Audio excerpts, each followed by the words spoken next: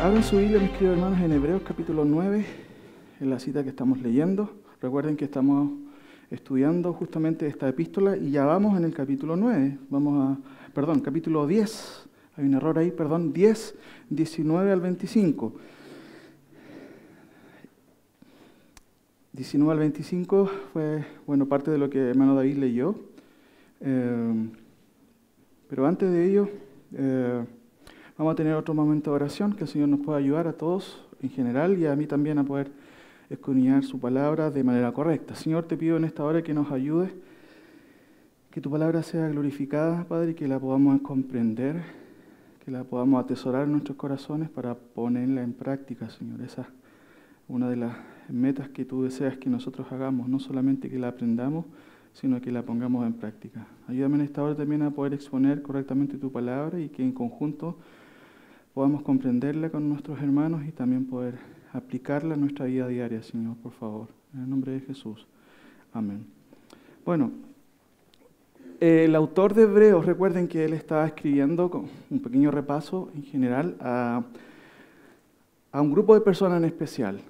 Fíjense que en Hebreos capítulo 13 al final, 13:22, nosotros encontramos uno de los propósitos de la carta. Dice, os ruego, hermanos, que soportéis la palabra de exhortación, pues os he escrito brevemente. En general, la epístola a los hebreos es una epístola de exhortación. Sabemos por el contexto de que está escribiendo a judíos que de alguna u otra manera estaban dudando de Cristo. Y hay advertencias en todas las epístolas con respecto a qué significa apartarse de Cristo. La epístola de los Hebreos también presenta a Cristo como suficiente, como superior. Hay muchos adjetivos que se usan distinguiendo justamente el ministerio de Cristo por sobre Moisés, por sobre los ángeles. Al principio de la epístola se habla acerca de la revelación que Dios dio, ¿cierto?, a los profetas, o en este caso a sus hijos por los profetas, pero también nos habla de la superioridad de Cristo como la última revelación de Dios. Recuerden que Cristo, o en Cristo, es Dios mismo hablando. Dios ya no manda profetas, viene el mismo Dios en persona a hablarles a los hombres. Y también justamente el autor de Hebreos dedica desde el capítulo, específicamente el capítulo 7 en adelante, una sección muy larga que ya estamos culminando con respecto justamente a la superioridad de Cristo, con respecto a la salvación, con respecto a su sacrificio vicario en la cruz. Y este versículo del 19, capítulo 10, perdón, no es 9, es capítulo 10, 19 al 25, en cierto sentido es como la culminación. Está terminando toda esta sección para después empezar en el capítulo 11 con otra temática que tiene que ver con la fe.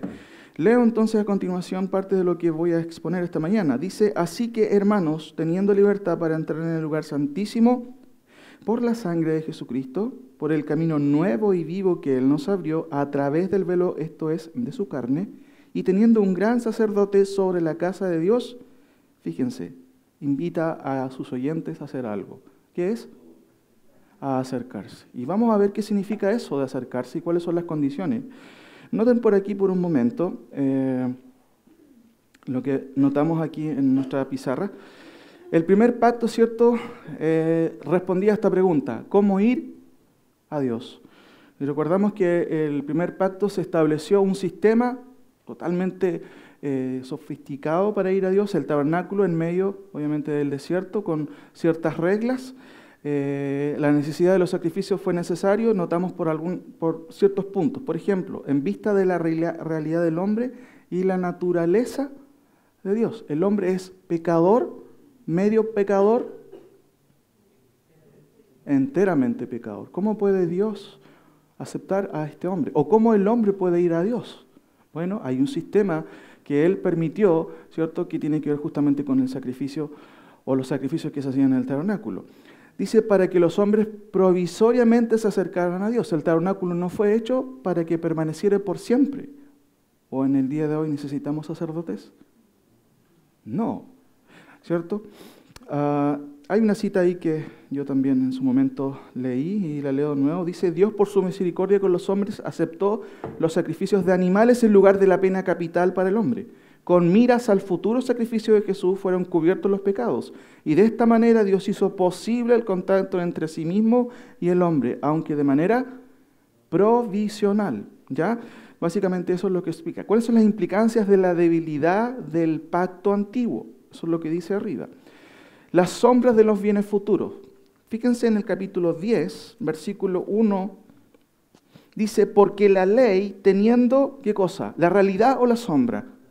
La sombra. Nosotros muchas veces decimos, uy, hay una sombra y puede venir alguien, ¿quién será?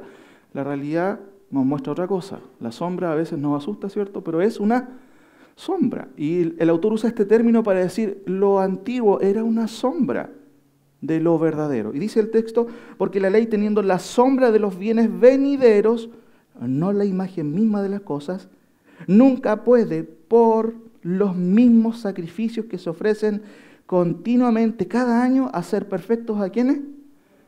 O sea, eso nunca iba a traer solución, porque nunca podía traer una perfección que Dios requería, un estándar por el cual Dios justificaba, nunca. Entonces, claramente aquí vemos algunas cosas. Todo el sistema sacrificial, eso es lo que de una u otra manera se muestra o se trata de describir con este término, sombra. ¿Ya? ¿Qué significa eso? No puede perfeccionar a nadie. La palabra perfección tiene que ver con un estatus, tiene que ver con un estatus judicial. ¿Ya? Y básicamente ese estado judicial nosotros lo logramos solamente a través de Cristo. El justo por la fe vivirá. Fíjense, el justo por la fe vivirá. De hecho, no hay nadie justo. Hay solamente un que es justo. Pero nosotros por la fe, en el justo, ¿quién es ese justo? Podemos ser justificados. Ahora, no pueden perfeccionar a nadie, no pueden purificar a nadie. Y esto es muy interesante porque la epístola de Hebreos está lleno de los símbolos que tienen que ver con el Antiguo Testamento, con vocabulario que tienen que ver con el Antiguo Testamento. Se habla de purificar, se habla de lavar, y todo eso recuerda a lo que hacía el sacerdote en todo el procedimiento. Pero lamentablemente este sistema, que era la sombra, no puede purificar a nadie. También no puede justamente declarar a una persona justa. Eso no podía. Ahora, la exhortación justamente nos remite ahora a lo que Dios determinó hacer. Fíjense en el capítulo 10, versículo 10. Dice, voy a leer del versículo 1 del versículo 10. Porque la ley, teniendo la sombra de los bienes venideros, no la imagen misma de las cosas, nunca puede, por los mismos sacrificios que se ofrecen continuamente cada año, hacer perfecto a los que se acercan. De otra manera, cesarían de ofrecerse, pues los que tributan este culto, limpios una vez, no tendrían ya más conciencia de pecado.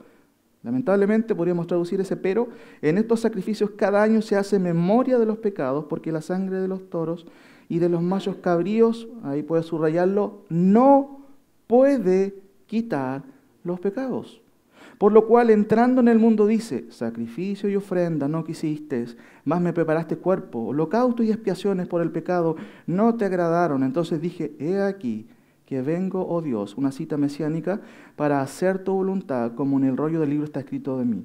Diciendo primero, sacrificio y ofrenda y holocausto y expiaciones por el pecado no quisiste, ni te agradaron, las cuales cosas se ofrecen según la ley. Y diciendo luego, he aquí que vengo, oh Dios, para hacer tu voluntad. Quita lo primero, que es lo primero, todo el sistema sacrificial, y después dice, añade el autor, para establecer esto último. En esa voluntad, o sea, en que Dios establece un nuevo pacto a través de Cristo, a través de su sangre derramada, en esa voluntad somos, fíjense, santificados mediante la ofrenda del cuerpo de Jesucristo hecha ¿cuántas veces? Si ustedes ven en todo el contexto que estamos viendo, una vez y para siempre se repite hartas veces.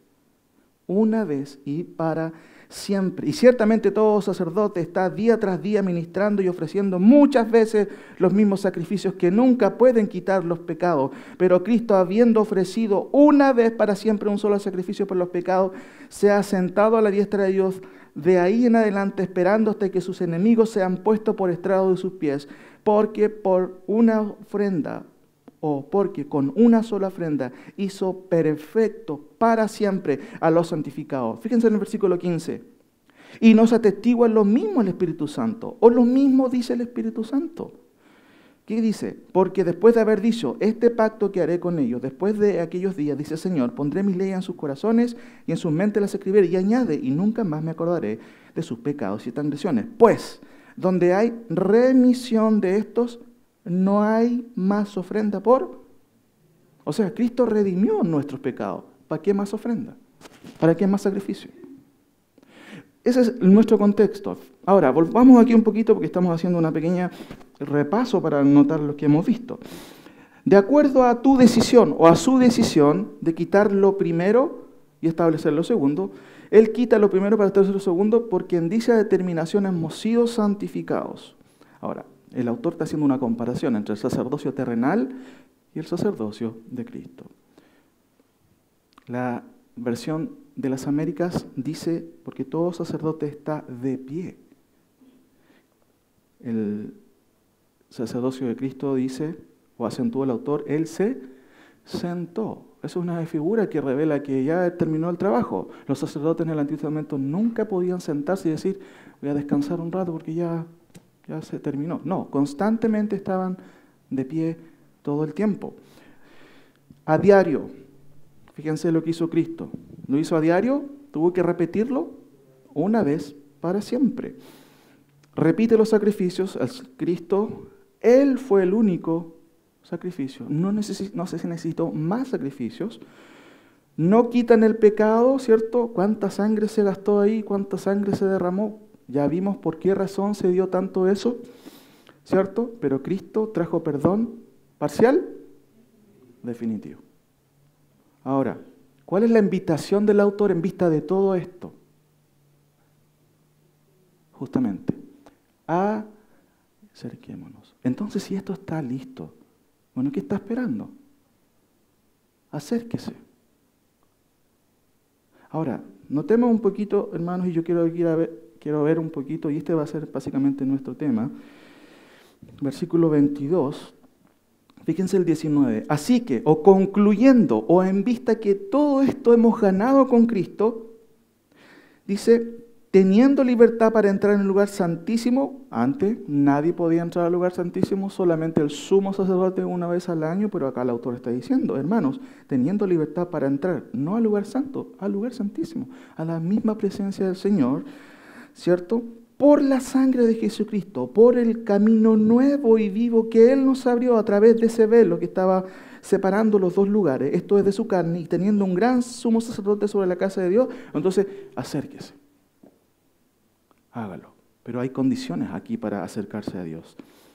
Acercarse a Dios requiere 4 condiciones y 3 mandatos. Eso es lo que quiero que veamos esta mañana, viendo qué es lo que dice el autor aquí en los versículos 22 al 25. Acercarse a Dios requiere 4 condiciones y 3 mandatos. O sea, está bien, Dios a través de su Hijo hizo un tremendo sacrificio por nosotros, llevó nuestros pecados, nos redimió por una sola vez, no necesitamos hacer más cosas, pero esto no significa que usted pueda llegar y pasar como Pedro, ¿cómo se dice? Por su casa. No puede. Hay condiciones. Ahora, notemos aquí en primer lugar, abra su Biblia, está fijándose, ¿cierto?, en su Biblia, ¿qué es lo que dice el versículo 22? Lo primero que él dice es acérquense. Perfecto, estamos claros en eso. Acerquémonos, pero ahí agrega otra cosa. ¿Cómo? Con corazón sincero. Nosotros en el día de hoy vivimos en una era de caretas, ¿cierto? En una era de falsedades y de hipocresía. La gente no siempre muestra su verdadera intención o su verdadera motivación. No lo muestra. Vivimos justamente en una era de caretas, podemos engañar a las personas, pero el problema es que nosotros no podemos engañar ¿a quién? A Dios. En la historia del primer siglo, la iglesia cristiana, desde el primer siglo hasta el tercer siglo, sufrió mucha persecución. En primer lugar, por los judaizantes, ¿cierto?, que llevaban a estos cristianos, que cómo se les ocurría, ¿cierto?, llamar Señor a esta persona que muere en la cruz, ¿cómo es posible? Y los judaizantes, los judíos mismos, negando que Cristo era el Mesías, persiguieron a los cristianos. Pero posteriormente el Imperio Romano fue el que persiguió a los cristianos. Matando a los cristianos. Ahora, es interesante que cuando Constantino, el emperador romano, llega al poder, ¿cierto? En el 314, 315 por ahí, él asume el cristianismo. Se dice, los historiadores dicen que Constantino supuestamente se convirtió en un puente después de que ganó una batalla junto a quienes también querían poseer el trono, y él supuestamente vio en una luz, una visión, y se convirtió. Ahí los historiadores un poco, hay un consenso, lo más probable es que él nunca fue un creyente, pero lo interesante es que de ahí en adelante él asumió el cristianismo y puso el cristianismo como la religión oficial del Estado o del imperio. ¿Qué pasó? ¿Hubieron buenos resultados para el cristianismo después de siglos de persecución? ¿Qué creen ustedes? Por supuesto, se acabó la persecución. No hubo persecución para los creyentes. Eso fue un alivio para los creyentes. Pero eso trajo ciertos males. Mira lo que dice un autor, un historiador, dice, hombres mundanos y ambiciosos y sin escrúpulos, obviamente se metieron en la iglesia buscando puestos para obtener influencia social y obviamente política. Eso también trajo otro tipo de males, porque todos querían estar en la iglesia ahora, ¿cierto? Pero el culto se paganizó. Y estoy refiriéndome a lo que fue en su principio. Recuerden que Constantino era el emperador de Roma. De ahí surge lo que se llama después la Iglesia Católica, Apostólica y Romana. Ahora, evidentemente, además de eso, la iglesia se llenó justamente de costumbres paganas, la iglesia y el Estado se unieron y eso trajo lo que siempre se trae cuando se une. ¿Qué cosa? El Estado y la iglesia. La iglesia, mis queridos hermanos, no tiene un papel político en la iglesia, no. Tiene digámoslo así, un papel espiritual. Nosotros no estamos llamados para, de alguna otra manera, cambiar este mundo, no. Deberíamos aprender de Constantino, qué es lo que sucedió en ese tiempo. En el día de hoy ha surgido como un neoconstantinismo de poder, por la política, poder cambiar este mundo. Y eso no va a ser posible. Cuando ocurrió todo lo contrario. La iglesia aceptó el paganismo, aceptó las malas costumbres, las malas prácticas, y la iglesia distorsionó o confundió su vocación espiritual. ¿Cuál es la responsabilidad que tenemos como iglesia? Predicar el evangelio, no cambiar la sociedad. Eso no es un papel nuestro y no vamos a poder hacerlo. Ahora, todo esto obviamente trajo problemas para la iglesia, porque todos querían acercarse a la iglesia por tener puntos, por tener lugares. Ahora, lo otro, mis queridos hermanos, cuando el autor de Hebreo dice, acerquémonos con corazón sincero, uno tiene que pensar en quién está dirigiéndose el autor. En este caso está hablando a judíos que tienen una historia por más de 2000 años, ¿cierto?, con una costumbre, con un sesgo en la mente de cómo era acercarse a Dios. Fíjense cuando usted lee el relato del Éxodo 20, de cuáles son las advertencias que Moisés dice al pueblo. Ustedes no van a pasar hasta acá, solamente yo y los ancianos. Y quien se le ocurra pasar de esta línea, ¿qué va a ocurrir? Muere. Entonces, ¿cómo el judío, después de haber vivido, y muchos de ellos, toda una época con esas prescripciones, con el peligro de acercarse a la presencia, cómo, ahora escucha esto, ahora acércate a Dios? Para nosotros no hay ni una complicación, porque nosotros no tenemos una historia, un trasfondo que tenga que ver con eso. Pero para el judío, obviamente, surge cierto cortocircuito. O sea, ¿ahora podemos acercarnos tan confiadamente? Ese llamado, acérquense, ¿cierto?, con un corazón sincero, wow, sin duda para ellos fue algo impresionante. Ahora, acercarse al Señor, eso es lo primero. Sin embargo, aquí vemos, obviamente, una invitación que tiene que ver con ir, obviamente, a Cristo, pero además se añade con corazón sincero. Lo primero entonces que vemos aquí es que acercarse a Dios requiere 4 condiciones, y la primera es acercarse con corazón sincero. Acerquémonos, es una invitación, y acercarse incluye un acto físico. Ven, acércate, incluye una acción, mis queridos hermanos. Ahora, lamentablemente a veces nosotros lo que hacemos es más alejarnos a veces de Dios. Cuando tenemos problemas, ¿qué pasa a veces? Nos acercamos a Dios. Generalmente nosotros nos alejamos de Dios. Nos alejamos de la iglesia, nos alejamos de la comunión con los hermanos.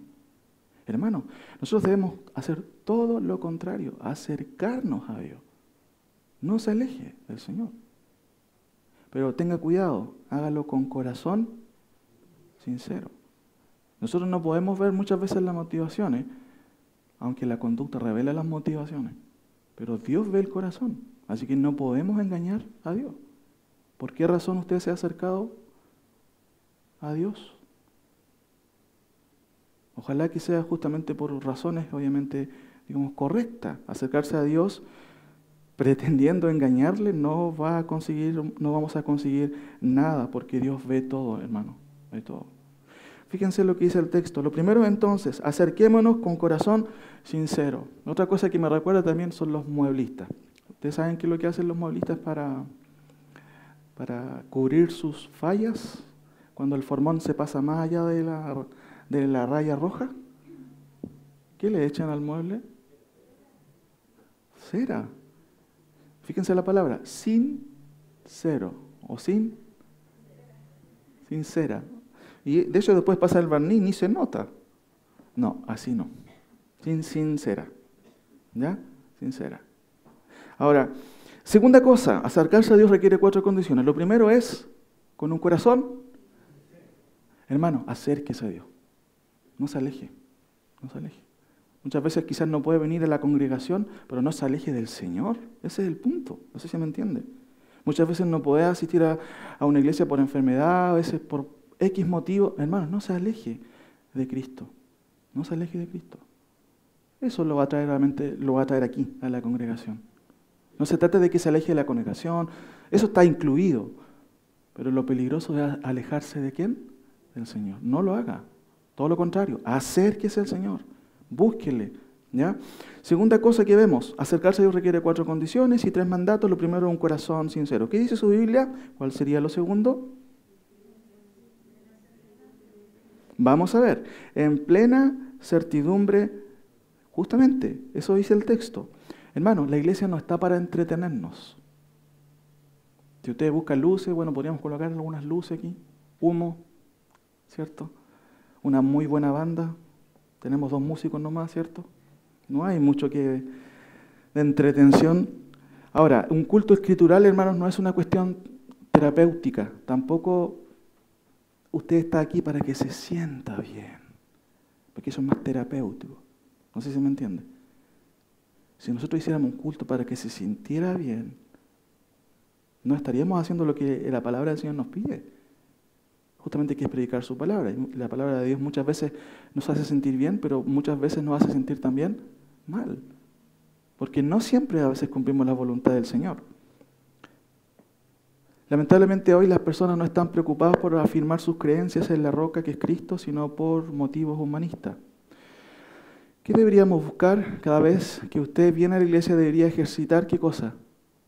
Su raciocinio. Debería comprender, clarificar y profundizar las verdades de la fe. Ahora, segunda cosa, hay una cosa que me llama la atención que sucedió en el tiempo de la Reforma. Erasmo de Róterdam fue un reformador.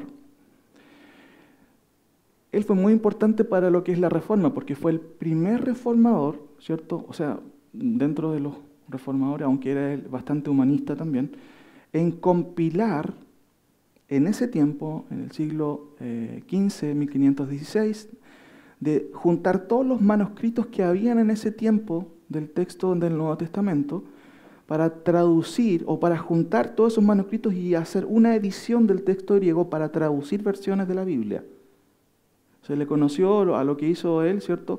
Bueno, posteriormente en otras ediciones se le llamó el Teptos Receptus, de donde surgió la base textual para nuestras traducciones. Por ejemplo, incluso la Reina Valera se basa en esa edición, ¿cierto? En donde surgen muchas traducciones y surgieron muchas traducciones de la Reforma, la versión de Lutero, ¿cierto? Y otras versiones que también tenían que ver con ello.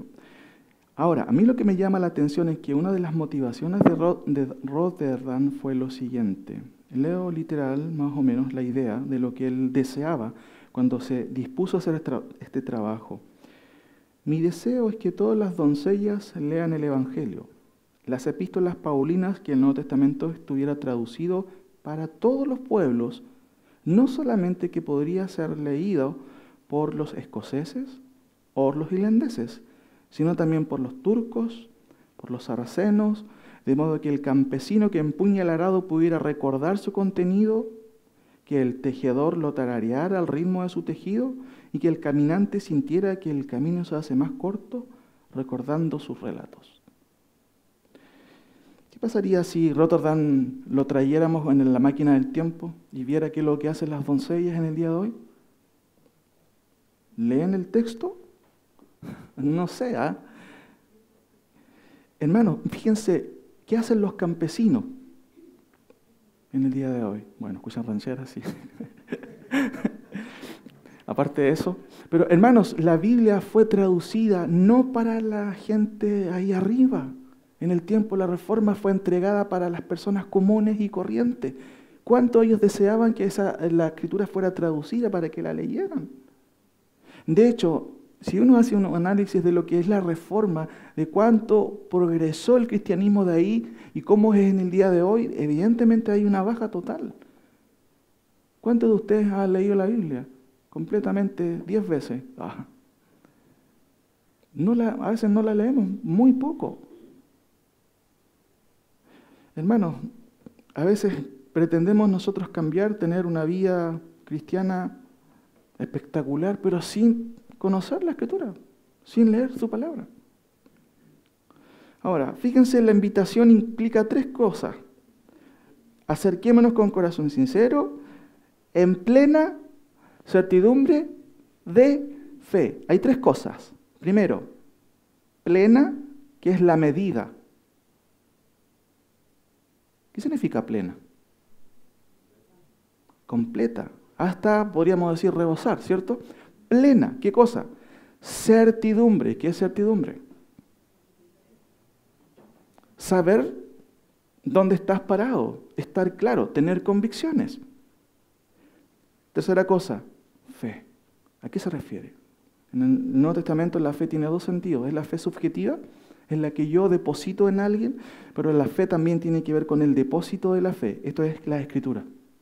Y en el contexto está hablando de esto. Plena certidumbre de fe, saber hacia dónde voy, saber qué es lo que yo creo. Les hago una pregunta, mis queridos hermanos. ¿Usted está convencido de lo que cree? ¿Ha creído en Cristo? ¿Está convencido? Qué bueno. Otra pregunta. ¿Lo que cree está de acuerdo con la Escritura? ¿Sí? ¿Seguro? ¿Le hago una pregunta de prueba? No. No. Ahora, ¿sabe por qué necesita de Cristo, de verdad?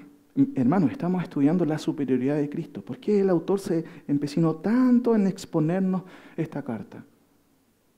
Habían personas, judíos, que estaban dudando y miraban a Cristo y decían, puede que no, necesitamos circuncidarnos también. Hermanos, ¿por qué la Reforma habló de solo Cristo, de sola Escritura, de solo fe? Escucho por ahí, justamente. Porque solo habla de qué cosa? De suficiencia. ¿Cristo es suficiente? Por supuesto, y eso es lo que estamos viendo aquí, mis queridos hermanos. Necesitamos, mis queridos, afirmar nuestra fe en la doctrina. Y la doctrina requiere de nuestro corazón para amarla, pero de nuestra mente, ¿para qué cosa? Para comprenderla. ¿Me entienden? ¿Se acuerdan que Pablo escribe a los romanos y dice, fíjense, vamos ahí, por un momento siempre lo menciono, pero es bueno recordarlo. Romanos capítulo 12. De hecho, él hace como un pequeño paralelo con respecto a lo que sucedía en el Antiguo Testamento. Él dice, así que hermanos, Romanos 12, también concluye algo ahí con respecto a una temática que él está hablando acerca de Israel, tremenda temática de los capítulos anteriores. Así que hermanos, os ruego por las misericordias de Dios que presentéis ahora un becerro, un cordero, no. ¿Qué dice? Vuestros propios cuerpos en sacrificio. ¿Cómo? Vivo, santo, agradable a Dios, que es vuestro culto, ¿qué cosa? Racional, pensado. pensado. De hecho, la palabra griega es interesante, es lógicos. ¿Y de ahí viene qué palabra? Lógico, ¿cierto? Es interesante que esa palabra lógico aparece 2 veces en el Nuevo Testamento. La segunda vez que aparece, esto aparecía en ese texto que estaba ahí, que alguien lo sacó. ¿Se acuerdan? Segunda de Pedro 2. Desead como niños recién nacidos la leche. Ahí se traduce, o la palabra griega es lógicos, y se tradujo como espiritual. La leche espiritual pensada, o que te hace pensar, o que requiere que tú pienses la Escritura. Es interesante. Ahora, 2 cosas. Un corazón sincero, acercarse a Dios requiere de 4 condiciones. Un corazón sincero, plena, no solamente certidumbre, sino que plena. Hermano, eso es diferente, tener certidumbre a plena certidumbre. Certidumbre de fe. Vamos a ver lo que es lo tercero. ¿Qué dice su Biblia? Vamos ahí nuevamente. ¿Qué sería lo tercero de acuerdo a lo que usted observa en el texto?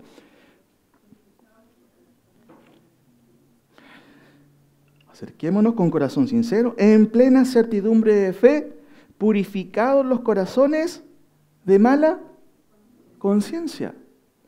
Ahora, justamente eso es lo tercero, un corazón purificado de mala conciencia. ¿Y qué es eso? ¿A qué se refiere el autor? El término conciencia es muy interesante. Viene de un término que se lee suneidesis.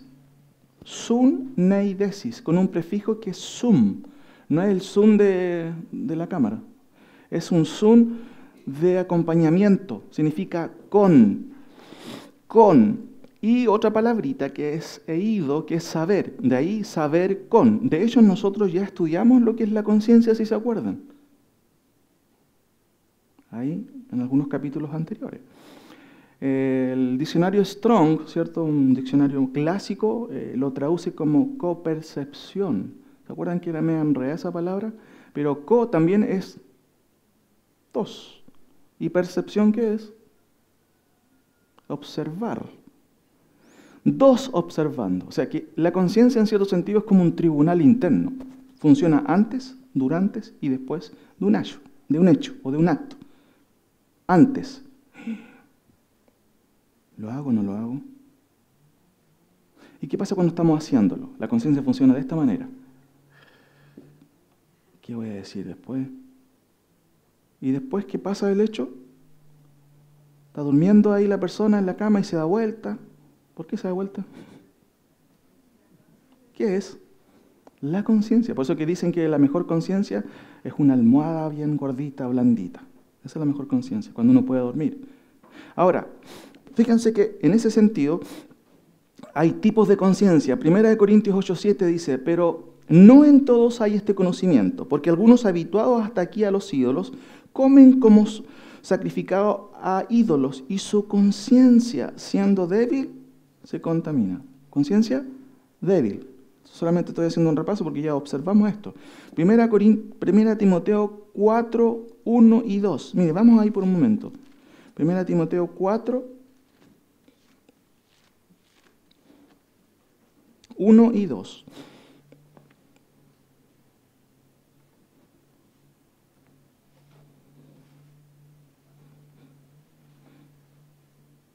Pero el Espíritu dice claramente que en los postreros tiempos algunos apostatarán de la fe, escuchando a espíritus engañadores y a doctrinas de...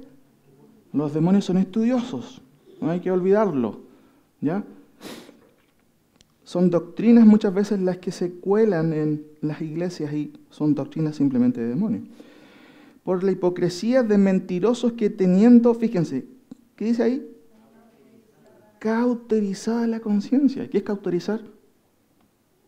Es cerrar, es sellar. Pero cuando se cauteriza algo, ¿qué pasa con la sensibilidad? Se pierde. Este mundo, en realidad, mis queridos hermanos, ha perdido la conciencia. Tiene la conciencia cauterizada. Ya es insensible a lo que es correcto. A las cosas malas le llaman buenas. Y a las malas, o a las buenas, malas. Tito 1:15 dice, todas las cosas son puras para los puros, mas para los corrompidos e incrédulos nada les es puro, pues hasta su mente y su conciencia están corrompidas. Conciencia corrompida, conciencia cauterizada y una conciencia débil.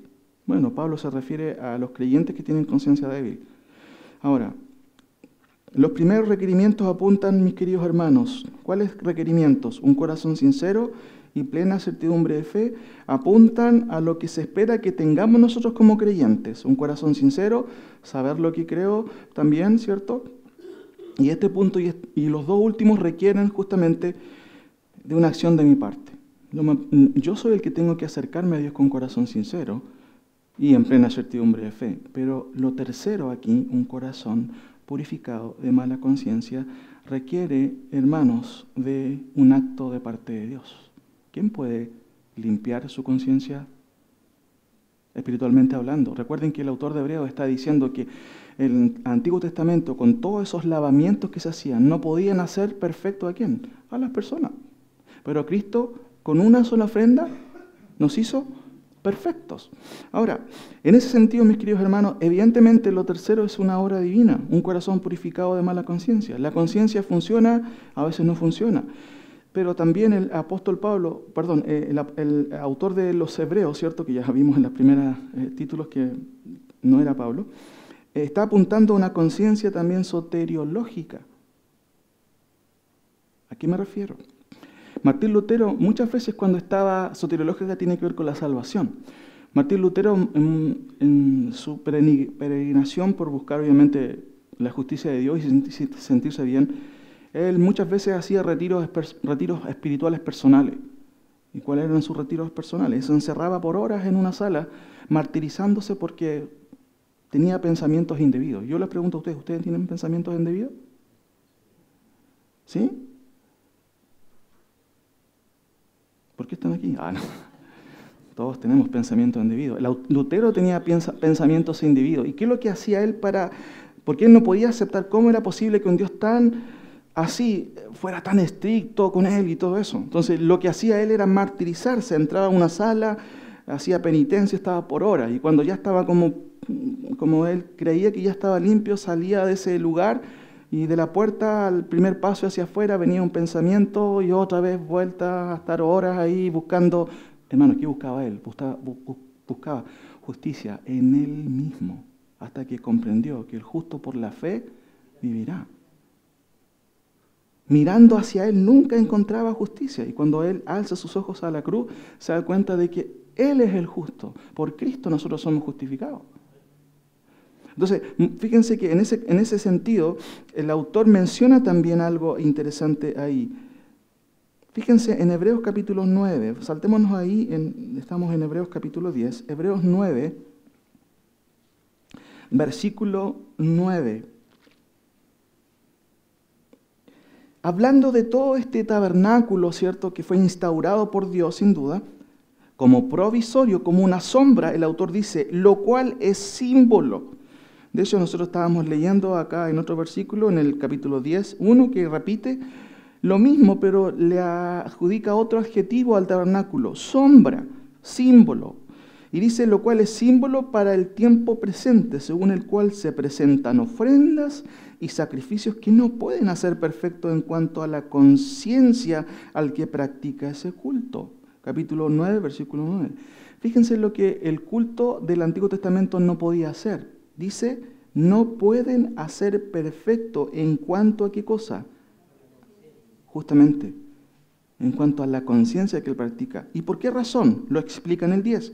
Ya que consiste solo de comidas y bebidas de diversas abluciones y ordenanzas acerca de la carne impuesta hasta el tiempo de reformar las cosas. ¿Qué es lo que está diciendo el autor? Que a través de los rituales usted no puede acallar esa conciencia. No, yo levanté mi mano, acepté al Señor. Eso no va a quitar mi conciencia del pecado. ¿Cuánta gente ha hecho eso y vive como el diablo? No. Lo que me salva es justamente la fe en el que hizo una obra, que es Cristo, una obra suficiente. Cuando yo descanso en Él, o cuando creo en Él, ahí viene mi descanso. Y eso es lo que le sucedió a Martín Lutero cuando va observando y se da cuenta de que el justo por la fe vivirá. Y eso cambió rotundamente su vida y empezó a descansar en Cristo. Hasta se casó. Imagínense, algo impensado en ese tiempo para los clérigos católicos. Ahora, con un corazón purificado, ¿de qué cosa? De mala conciencia. Ahora, hay una cuarta cosa que vemos en el texto. ¿Qué observa usted en el texto, mis queridos hermanos? Y lavados, fíjense que hay una conjunción ahí que junta estas dos frases y están relacionadas. Y justamente es lo que observamos que es lo cuarto. Acercarse a Dios requiere 4 condiciones. Fíjense, ahí ya las tenemos. Un corazón sincero, plena certidumbre de fe, saber en qué he creído, tener convicciones profundas, cosa de que viene una micro o cualquier micro, y yo digo, no, esa no me sirve, sino que solamente una. Jesucristo dijo, yo soy el camino, la verdad, en la vida. Esa dirección me sirve. Cristo. Un corazón purificado de mala conciencia y cuerpos lavados con agua pura. Estas dos últimas tienen que ver con un acto que hace Dios, mis queridos hermanos. Porque los dos apuntan y tienen ese referente del Antiguo Testamento, del tema de lavar, de purificar, lo que hacía todo el sacerdote. Y de hecho se usa en el Nuevo Testamento esta figura. Fíjense que Jesucristo conversó con un judío, con un maestro del Antiguo Testamento, diríamos. ¿Se acuerdan cómo se llama? ¿Y qué le dijo Jesucristo a Nicodemo? Te es necesario nacer de nuevo. Y él le pregunta, bueno, ¿cómo es eso? ¿Cómo entrar al estómago de mi mamá otra vez? Pero Jesús le explica, te es necesario nacer del agua y del... Y ahí hay un montón de interpretaciones en cuanto a eso, pero en realidad no hay mucho que divagar ahí, porque hay que entender todo el contexto a quién se está hablando. Ahora notemos algunas cosas, mi querido hermano. 2 condiciones que son justamente que tienen que ver con lo que yo debo hacer, lo que usted debe hacer, es acercarse, pero no se acerque hipócritamente. Hágalo con corazón sincero. Recuerde que Dios lo está viendo. Podemos engañarnos nosotros mismos, pero a Dios no podemos engañar. No se aleje, acérquese a Dios, acérquese a Dios. Pero no lo haga así simplemente. Dios requiere que esté claro, plena certidumbre de qué cosa. De fe. Saber en quién he creído. Recuérdense que en una ocasión Jesucristo, hablando un poco de su sacrificio, él dice, ustedes tienen que comer mi carne y mi sangre. Y muchos de sus discípulos escucharon eso y dijeron, dura es esta palabra. ¿Quién la puede escuchar? Vámonos. Y Jesús le pregunta a Pedro, ¿y ustedes también se van a ir? ¿Y qué le responde él? ¿A quién iremos? Si solo tú tienes palabras de vida eterna. ¿Es su convicción? Espero que eso sea su convicción, nuestra convicción, mis queridos hermanos. Ahora, dice, nuestros cuerpos lavados con agua pura. Cuerpos lavados, la idea veterotestamentaria, vetero viene de viejito, Antiguo Testamento, ¿ya?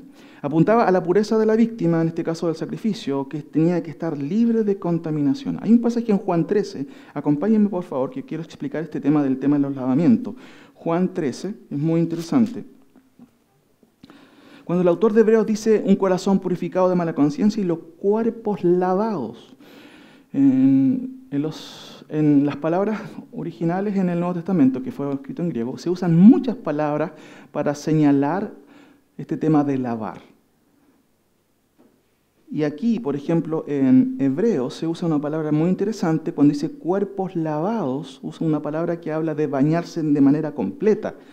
Luo tiene relación con esa palabra de bañarse completo. De hecho, hay palabras que hablan simplemente de lavarse por partes, las manos, ¿cierto?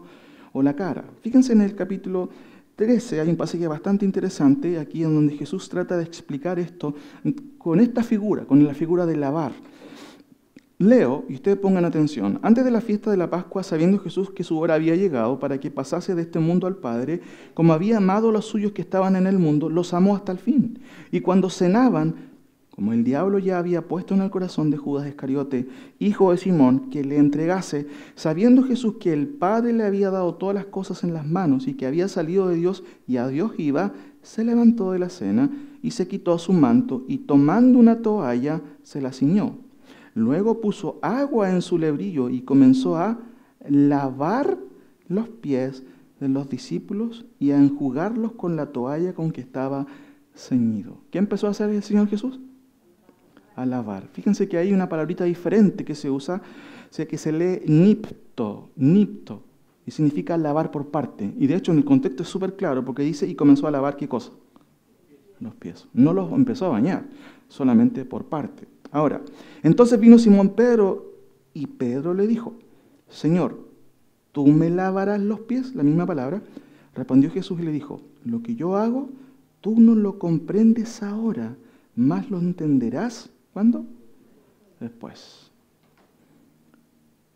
Pedro le dijo, no me lavarás los pies, fíjense Pedrito, jamás. Wow, el Señor está ahí. Bueno, igual es complicado, ¿sí o no? Que Pedro no quiere que Jesucristo sea menoscabado, ¿cierto? ¿Y cómo el Señor va a lavar mis pies? ¿Cómo es eso? Pero miren la respuesta que da, no me lavarán los pies jamás.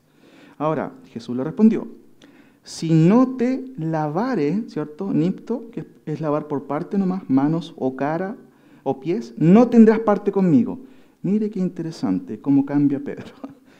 Le dijo Simón Pedro, Señor, no solo mis pies, sino también las manos y la...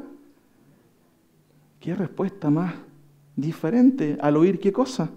Si no te lavare, no tendrás parte. Yo no sé hasta qué punto esa respuesta surgió del entendimiento y la comprensión espiritual de eso, o porque él quería ser parte del gobierno de Cristo. Bueno, ya sabemos, hay muchos pasajes que hablan y dejan ver ese orgullo o ese, digámoslo así, pretensión de ellos de querer sentarse a la derecha del Señor. Recuerden que muchos judíos lo que pensaban es, Hechos 1:6, 1:8, ¿restaurarás el reino en este tiempo? Ellos preguntaron así, ¿restaurarás el reino en este tiempo? Porque ¿qué pensaban ellos? Cristo iba a eliminar a los romanos, iba a instaurar un reino político ahí, ¿cierto? Y ellos finalmente iban a poder reinar. Pero eso no ocurrió, no. Ahora, fíjense, sigamos leyendo. 10, Juan 13:10. Jesús les dijo, el que está lavado no necesita sino lavarse los pies, pues está todo limpio y vosotros limpios estáis, aunque no. Pero fíjense que Jesucristo cambia el sentido ahora, ¿me entienden? Porque está hablando en otro sentido, en el sentido espiritual también, está involucrando ese aspecto, porque sabía quién le iba a entregar, por eso dijo, no estáis limpios todos, ¿se da cuenta? ¿Qué tiene que ver entregar a alguien con lavar los pies? Ahora, volvamos a leer el versículo 10 y notemos algunas cosas. El que está lavado, luo, lo mismo que dice el autor de Hebreos, cuerpos lavados con agua pura, que se refiere a un baño completo, ¿ya? El que está bañado completo no necesita sino simplemente lavarse, ¿cierto?, los pies. Y esto tiene relación también al tiempo de la época de Cristo, donde ellos andaban en moto y en auto, ¿cierto? ¿En qué andaban? Andaban a pie. ¿Y qué se ensuciaba? Los pies. Entonces, ¿qué necesitaban a veces lavarse? Los pies. Era una costumbre constante. Entonces, el Señor obviamente está también reflejando eso, ese concepto, pero al mismo tiempo introduce un concepto ahí espiritual. El que está lavado o bañado completo no necesita lavarse los pies, pues está todo limpio. Es interesante esa palabra. Viene la palabrita cátaros. Y eso significa, bueno, literalmente puro, pero en contextos donde se habla de la salvación, cátaros se refiere a la purificación de la regeneración. Entonces, si yo leo el texto, dice, el que está lavado, bañado, no necesita sino bañarse por parte, o sea, los pies, pues está todo puro. Y vosotros, miren, limpios, o sea, cátaros, estáis, aunque no todos. porque sabía quién le iba a entregar. Por eso dijo, no estáis limpios todos. ¿Y a quién se refería? Justamente, a Judas. Así que después que les hubo lavado los pies, tomó su manto, volvió a la mesa y les dijo, ¿sabéis lo que os he hecho? Vosotros me llamáis maestro y señor, y decís bien, porque lo sois. Pues si yo, el Señor y el Maestro, he lavado vuestros pies, vosotros también debéis lavaros los pies uno a otros. Sáltese a Juan 15, por favor, para que entendamos este tema de lavar. Juan 15 dice, yo soy la vid verdadera y mi Padre es el labrador. Todo pámpano que en mí no lleva fruto lo quitará. Y todo aquel que lleva fruto lo limpiará para que lleve más frutos. Ya vosotros estáis, ¿qué cosa? ¿Por qué razón? ¿Por qué causa? ¿Quién nos limpia? La palabra de Dios. Juan 17, habla de santificación, pero está incluido. Santifícalas en tu verdad. Tu palabra es verdad. Fíjense, ya vosotros estáis limpios, ¿por qué cosa? Por la palabra que yo os he hablado. Sáltense a Hechos capítulo 15, 9. Hechos capítulo 15, 9.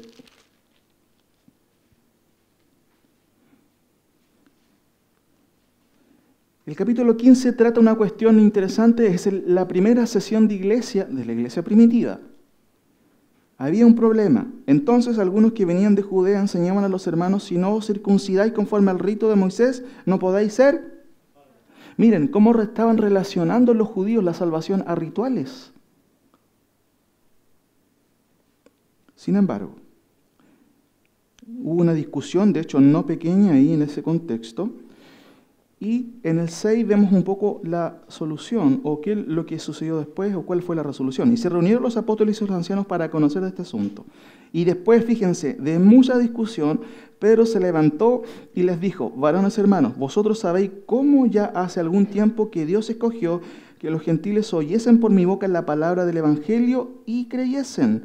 Y Dios, que conoce los corazones, les dio testimonios, dándoles el Espíritu Santo lo mismo que a nosotros, a los gentiles. Y ninguna diferencia hizo entre nosotros y ellos, miren, purificando por la fe sus corazones. El mismo término, catarizo, que habla de pureza y se refiere, obviamente, en el contexto del Nuevo Testamento, a lo que es la regeneración. Ahora, notemos, por favor, mis queridos hermanos, otro versículo interesante también, en Tito 3.5. Sáltese ahí por un momento en Tito 3.5. Mire qué importante es la palabra del Señor justamente con respecto a nuestra salvación. En este caso, con respecto a la regeneración. Tito capítulo 3 dice lo siguiente. 4. Pero cuando se manifestó la bondad de Dios nuestro Salvador y su amor para con los hombres, 5. Nos salvó, no por obras de justicia que nosotras hubiéramos hecho, sino por su misericordia, miren, por el lavamiento de la regeneración y por la renovación del Espíritu Santo. La obra de Dios, hermanos, por Cristo, tiene que ver con lo que hizo por nosotros, y eso tiene que ver con la sustitución. Pero también hay un polo interno, lo que Dios o Cristo hizo en nosotros, y eso tiene que ver con regeneración. Ahora, Juan 3, vamos ahí por un momento. Este pasaje es muy interesante, uno de los pasajes preferidos míos, una explicación pero increíble de parte de Jesucristo. Capítulo 3, Jesús hablando con una persona que sabía muy bien el tema del tabernáculo y todo lo que tenía que ver con el tema justamente de las purificaciones, del agua y la importancia de ello. Fíjense, ya entendemos un poco el contexto. Jesús le dijo, te es necesario nacer de nuevo, ¿cierto? Versículo 3. El que no naciere de nuevo no puede ver el reino de Dios. Nicodemo le dijo, ¿cómo puede un hombre nacer siendo viejo? ¿Puede acaso entrar por segunda vez en el vientre de su madre, y nacer? Respondió Jesús, de cierto te digo, que el que no naciere de agua, ¿cierto? Y del Espíritu, no puede ver, ¿qué cosa? el reino de Dios. Hermanos, el contexto, está hablando con un judío, tiene claro lo que significa todo el tema del lavamiento. Seguramente Nicodemo se acordó de pasajes claves en el Antiguo Testamento, como Ezequiel 36, Ezequiel 37. ¿Sabe lo que dice ese pasaje? Miren, vamos por un momento ahí, Ezequiel 36.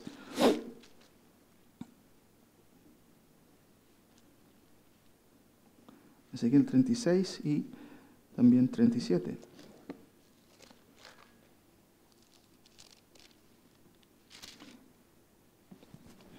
Fíjense en el capítulo 36, versículo 24, hablando justamente de la futura restauración de Israel, dice, y yo os tomaré, estoy leyendo Ezequiel 36, 24, y yo os tomaré de las naciones y os recogeré de todas las tierras y os traeré, os traeré a vuestro país. Esparciré sobre vosotros, miren, agua limpia. Y seréis limpiados de todas vuestras inmundicias y de todos vuestros ídolos os limpiaré. Y os daré un corazón nuevo, ¿cierto? ¿Y qué dice después? Y pondré espíritu nuevo dentro de vosotros y quitaré de vuestra carne el corazón de piedra y os daré un corazón de carne y pondré dentro de vosotros mi espíritu y haré que andéis en mis estatutos y guardaréis mis preceptos y los pongáis por obra. Claramente ahí se menciona, los limpiaré con agua limpia. ¿A qué se refiere? A la palabra del Señor. Ya ustedes están limpios por la palabra que yo os he hablado. Santiago 1, ¿cierto? 18, Él de su voluntad nos hizo nacer. ¿Por qué cosa? Por la palabra de verdad. Entonces, mis queridos hermanos, tenemos ahí cuatro condiciones justamente. Un corazón sincero. ¿Cuál es la invitación a propósito? A acercarse a Dios. ¿Cómo debemos hacerlo? Con corazón en plena saber lo que yo creo. Saber quién es Cristo, qué es lo que hizo por nosotros, ¿cierto? Acercarme con un corazón purificado de mala conciencia, comprender cómo es mi salvación o cómo es la salvación, en quién descansa la justicia que me hace libre o quién me la da, es Cristo. Mi papel no es portarme bien para que Dios mire cómo me porto bien. De hecho, la consecuencia de ser creyentes obviamente es agradar a Dios en nuestra conducta. Pero somos salvos no por algo que yo hago, sino por lo que Cristo hizo en la cruz. ¿Me entienden? Eso yo me lo apropio para mí. Eso es lo que me hace justo delante de Dios. Es la fe en el justo, en el verdaderamente justo, en el único que ha sido justo. Y por último, ¿cierto? Debemos acercarnos con cuerpos lavados con agua pura, que se refiere también, obviamente, involucra todo este tema de la regeneración. Los 3 mandatos. ¿Cuáles son? Fíjense, notemos ahí, ya terminando, mis queridos hermanos, Hebreos capítulo 10, estamos ahí, versículo 22. Miren lo que dice después en el versículo 23 hasta el 25. A lo menos son 3 cosas que vemos claramente que son también mandatos de parte del Señor. Condiciones y mandatos. Leo del versículo 22. Acerquémonos con corazón sincero, en plena certidumbre de fe, purificados los corazones de mala conciencia y lavados los cuerpos con agua pura. Y aquí hay mandatos también que están relacionados. Mantengamos firmes sin fluctuar, ¿qué cosa? Justamente. Mantengamos la profesión de nuestra fe, pero el texto agrega, mantengamos firme sin fluctuar. ¿Qué significa fluctuar? Variar, ser inconstante. No, hermano, no seamos así. ¿En vista que podemos acercarnos con miedo a Cristo? No, confiadamente. Sin embargo, no olvidemos las condiciones. Por eso mantengamos firme, ¿cierto?, nuestra profesión de fe. No seamos fluctuantes. Eso es lo que el autor, a través, ¿cierto?, de la inspiración del Espíritu Santo nos está diciendo. ¿Qué dice el 24? ¿Qué sería lo que observamos ahí?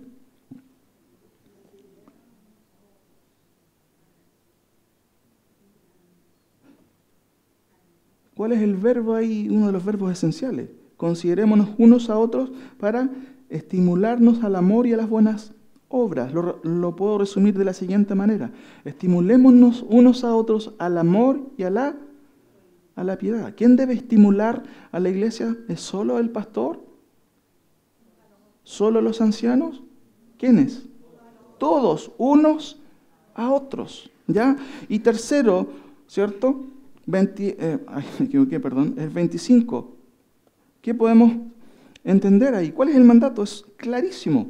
No dejando, como algunos tienen por, sino exhortándoos, y se repite, ¿cierto? También la exhortación podría ser un cuarto punto ahí, y tanto más cuando veis que aquel día se acerca, aquel día, el día escatológico, el día de la ira de Dios.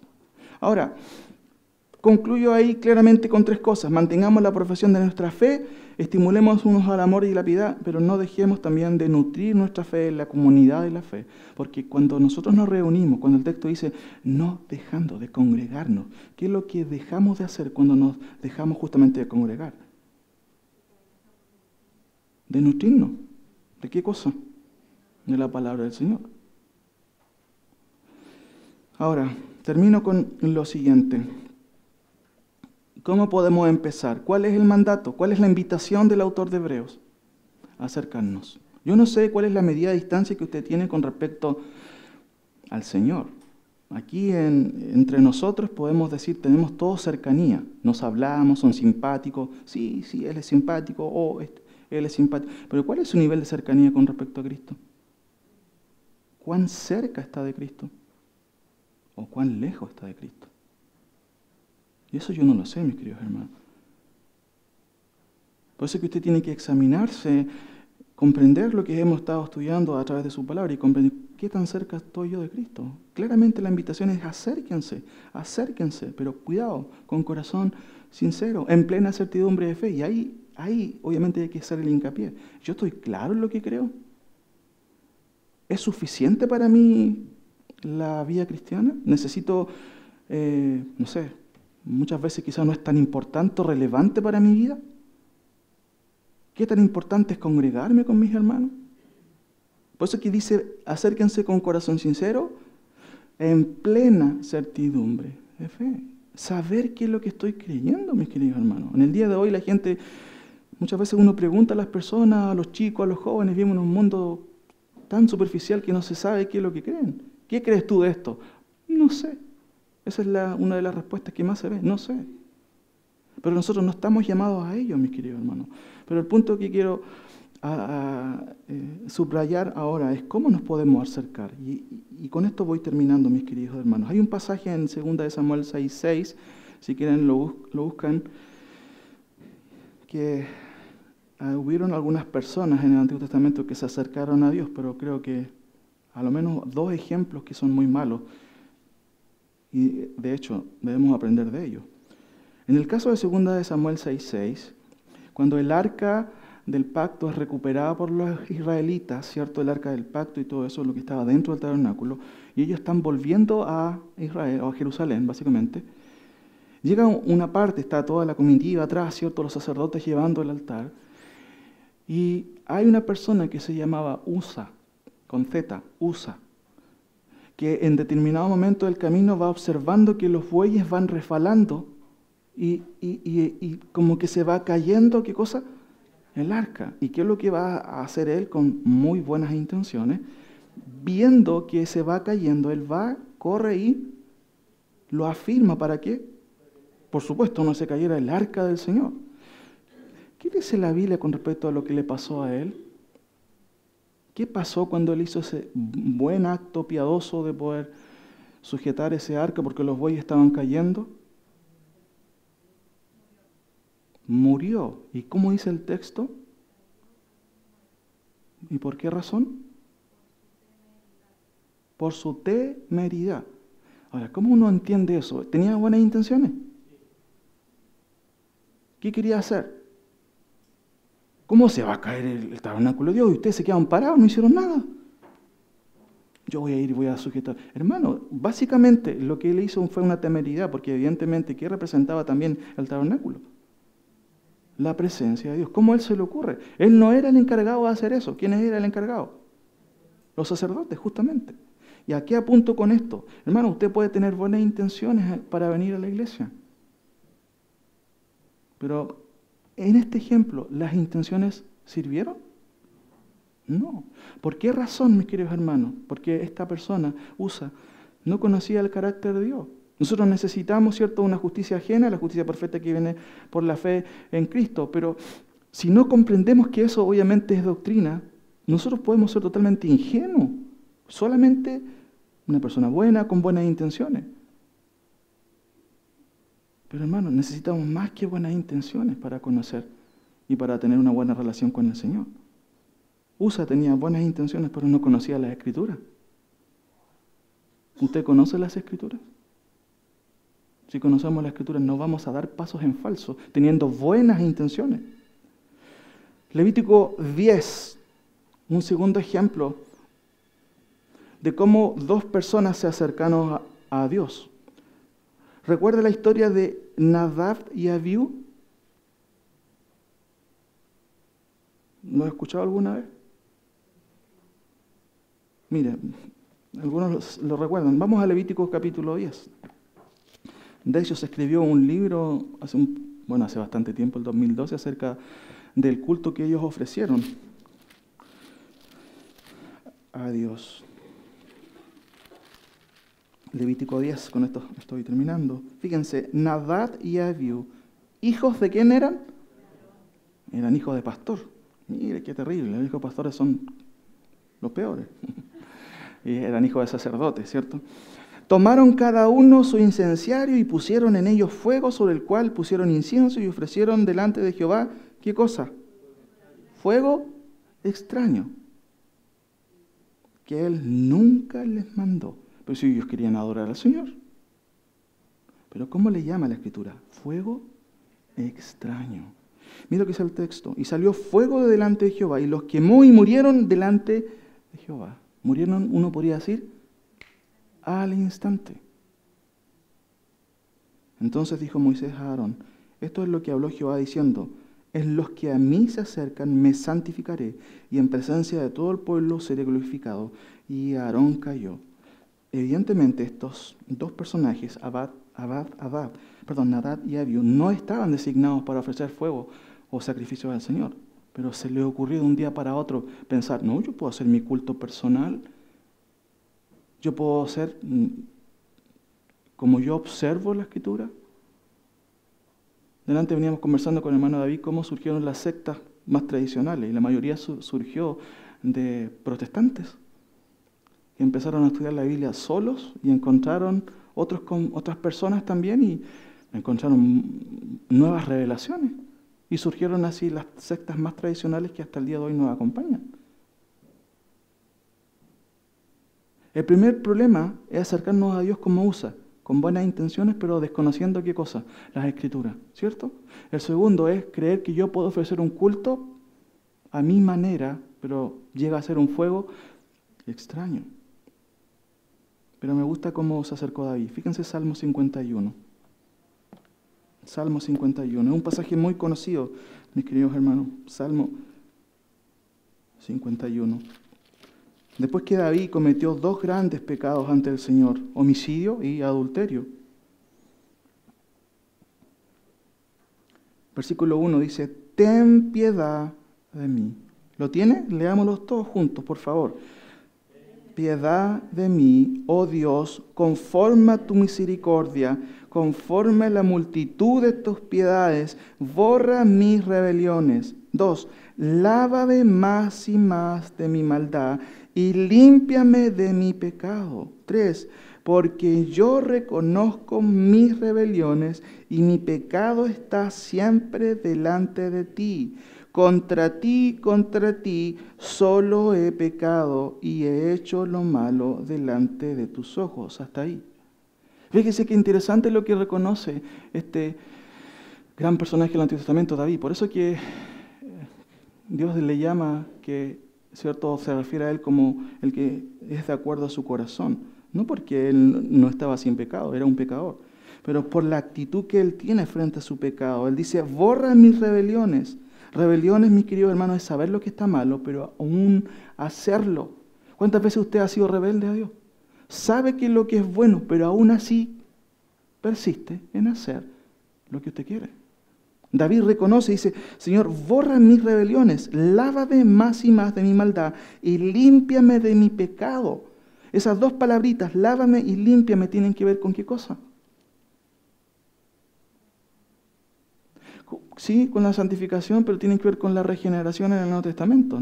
David no está hablando en esos términos, evidentemente, pero entiende que es lo que Dios quería con eso. Por eso Él dice, Señor, lávame de verdad, tú puedes limpiarme. Y después dice, porque yo reconozco mis rebeliones, mi pecado está siempre delante de mí. Contra ti solo he pecado y he hecho lo malo delante de sus ojos. Versículo 3 es interesante, porque yo reconozco mis rebeliones y mi pecado está siempre delante de mí. No le echó la culpa al contexto, a la sociedad que lo hizo pecar o que me ha hecho sufrir. Él dice, mi pecado, ¿cierto? Reconozco mi pecado, reconozco mis rebeliones. Fíjese la conclusión en el versículo 16. Porque no quieres sacrificio que yo daría, no quieres holocausto. ¿Qué se hacían en el tabernáculo? Sacrificios y holocaustos. Los sacrificios de Dios son el espíritu quebrantado, al corazón contrito y humillado, no despreciarás tú, oh Dios. Acercarse a Dios. La invitación sigue presente, la Escritura es presente. No solamente habló a los destinatarios de los hebreos ayer, nos habla hoy, mis queridos hermanos. Acérquese al Señor. Revísese. No se aleje. Lo peor que puede hacer es alejarse de Dios. Lo peor. Pero no se olvide, debemos acercarnos con corazón sincero. Podemos engañar a la gente, pero a Dios no podemos engañar. En plena certidumbre de fe, saber lo que creo, saber lo que creo. Conocer la palabra del Señor. Y lo demás, ¿cierto? Ya saqué la imagen, que tiene que ver con justamente lo que es la regeneración. Lavados los cuerpos con agua pura, purificados los corazones también.